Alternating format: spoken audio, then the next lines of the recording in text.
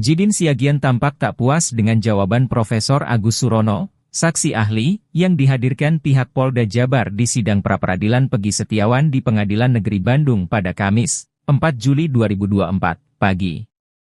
Kuasa hukum Peggy Setiawan itu meragukan keahlian guru besar ilmu hukum dari Universitas Pancasila tersebut. Para pengunjung sidang sontak tertawa mendengar komentar dari pensiunan Kombes tersebut. Jidin awalnya bertanya terkait jawaban Agus terkait apa yang harus dilakukan penyidik pertama kali dalam menangani kasus pembunuhan dan pemerkosaan. Namun, Agus tak bersedia untuk menjawab pertanyaan Jidin Siagian. Mohon izin Yang Mulia karena ini domainya penyidik, saya sebagai ahli pidana, saya tidak menjawab. Karena saudara tanyanya apa yang harus dilakukan oleh penyidik. Saya bukan penyidik jadi saya tidak menjawab terkait pertanyaan saudara itu, jawab Agus. Jidin membiarkan kedua pertanyaan itu tak terjawab. Ia lalu kembali bertanya dengan Agus. Lagi-lagi, Agus tak bersedia menjawab pertanyaan Jidin. Ia mengatakan pertanyaan Jidin di luar konteks dari sidang pra-peradilan. Namun, Agus memberikan jawaban atas pertanyaan Jidin. Jidin pun meragukan keahlian saksi ahli tersebut. Pak ahli, saya meragukan keahlianmu kalau begini, ujar Jidin. Mendengar itu, penonton seketika tertawa dengan komentar Jidin terhadap Agus.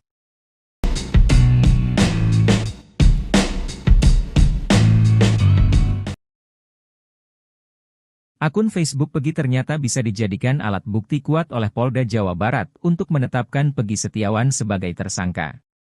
Sebab menurut ahli pidana dari Universitas Pancasila, Profesor Agus Surono, akun Facebook dapat dikualifikasikan sebagai alat petunjuk untuk menetapkan tersangka dalam kasus pidana. Hal itu disampaikan oleh Agus Surono saat menjadi saksi ahli dalam sidang pra-peradilan Peggy Setiawan di Pengadilan Negeri Bandung, Kamis, 4 Juli 2024. Dalam sidang pra-peradilan itu, Agus ditanya oleh tim hukum Polda Jabar selaku termohon, terkait apakah surat-surat seperti ijazah, rapot hingga STNK kendaraan termasuk alat bukti untuk menetapkan tersangka. Kualifikasi surat itu tentu ada di dalam pasal 187 KUHP dan ada beberapa dalam huruf A, huruf B dan huruf C, ujar Agus. Polda Jabar kemudian menanyakan kepada saksi ahli, soal surat permintaan grasi kepada Presiden dari para terpidana kasus pembunuhan Vina dan Rizky di Cirebon pada 2016. Dalam surat tersebut, termohon menyatakan bahwa para terpidana telah menyadari sepenuhnya perbuatannya salah dan menyesal akibat dari perbuatannya itu. Terkait dengan yang surat jawaban dari Presiden yang berisi penolakan itu masuk dalam 187 huruf B-nya, ucapnya. Selain soal surat, termohon juga menanyakan soal akun media sosial Facebook yang dijadikan alat bukti oleh penyidik dalam menetapkan Peggy sebagai tersangka. Jadi memang akun Facebook itu bisa saja dikualifikasi sebagaimana alat bukti, namun tidak masuk dalam kategori surat. Tapi ini bisa dijadikan sebagai petunjuk meskipun nanti akan dikonfirmasi lagi dalam pemeriksaan pokok perkara, jawab Agus.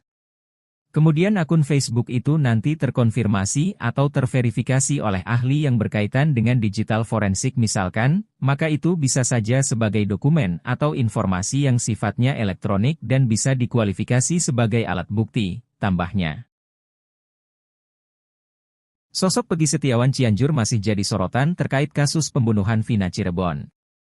Tak sedikit orang menduga jika Peggy Setiawan Cianjur otak pembunuhan yang membuat Vina dan Eki tewas. Sebenarnya Peggy Setiawan Cianjur telah berupaya memberi klarifikasi dan bantahan. Hanya saja publik masih meragukan segala bukti data diri yang dimiliki Peggy Setiawan Cianjur. Baru-baru ini, Peggy Setiawan Cianjur memberi bukti baru. Tak tanggung-tanggung, Peggy Setiawan Cianjur menghadirkan langsung ibu kandungnya yang bernama Elisna.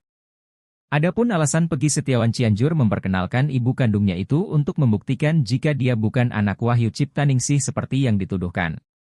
Sementara itu, Widya, pemerhati kasus Vina Cirebon kembali memberi pernyataan mengejutkan. Widya, di media sosial membongkar siapa sosok Elisna. Sosok Elisna disebutnya sebagai orang yang memiliki kedekatan dengan Bupati Cirebon. Elis, kalau Anda mau tahu, di foto pernikahan dalam keluarga Bupati itu ada. Dia sangat nempel sama mantu. Itulah orang yang dijadikan ibu angkat Peggy Setiawan, ungkapnya. Cecep bukan ayah kandungnya, karena ada masalah dengan Vina, jadi Peggy buru-buru dialihkan identitasnya ke Pak Cecep, tambahnya.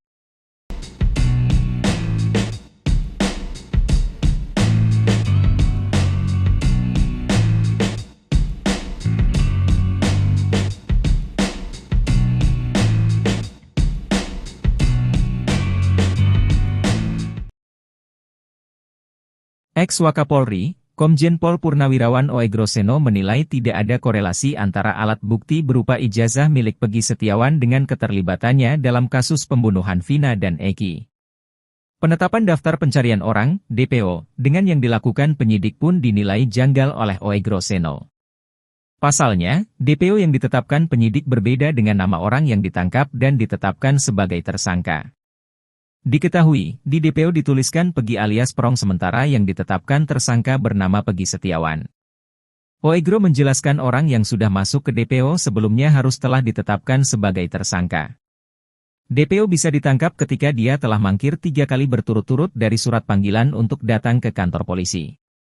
Selain itu, nama, foto serta ciri-ciri tersangka seharusnya sama dengan DPO yang telah diumumkan sehingga ketika dilakukan penangkapan tak perlu lagi mencari surat-surat berupa perihal identitasnya. Penyidik semestinya mencari dokumen atau alat bukti lainnya yang langsung mengarah ke pembunuhan dan ruda paksa yang disangkakan kepada Peggy Setiawan. Menurutnya, kartu keluarga dan surat-surat lainnya itu bukan berarti surat yang disebutkan sebagai alat bukti di dalam KUHP. Sementara itu, saksi ahli pidana dari Polda Jawa Barat, Agus Surono, menilai penetapan tersangka sah jika memenuhi 2 alat bukti. Hal itu diungkapkannya saat sidang gugatan pra-peradilan Peggy Setiawan sebagai tersangka pembunuhan Vina dan Eki di Pengadilan Negeri Bandung pada Kamis, 4 Juli 2024. Alat bukti itu bisa berupa keterangan saksi, ahli dan surat. Surat berupa KTP, ijazah sekolah, rapor hingga surat kelahiran pun bisa menjadi alat bukti. Agus merujuk berdasarkan pasal 187 KUHP huruf B yang berbunyi surat yang dibuat menurut ketentuan perundang-undangan oleh pejabat berwenang dapat menjadi alat bukti.